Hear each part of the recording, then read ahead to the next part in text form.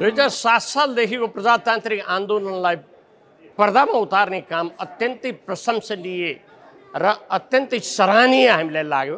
यो डकुमेन्ट्रीको साथमा अरू पनि डकुमेन्ट्रीका सिरिजहरू आउँदैछ भन्ने कुराले हामीमा अरू थप उत्साहको सञ्चार गरेको छ र नेपालको प्रजातान्त्रिक आन्दोलनको सजीव चित्रण भएको छ र यसमा अझै पनि मलाई त के लागेको थियो भनेदेखि यसलाई बीपी कोइरालाको अन्तिम अवस्थाको जुन अवसान छ त्यहाँसम्म पुर्याएको भए अझै राम्रो हुन्थ्यो कि भन्ने चाहिँ मलाई लागेको थियो। जे होस् यहाँहरूले निकै ठुलो मेहनत गर्नुभएको छ, निकै ठुलो कसरत गरेर यो सारा जनताका सामने यो ल्याइदिनु भयो। यसको लागि यहाँहरूलाई निकै धेरै साधुवाद दिन चाहन्छु, धेरै धेरै धन्यवाद दिन चाहन्छु।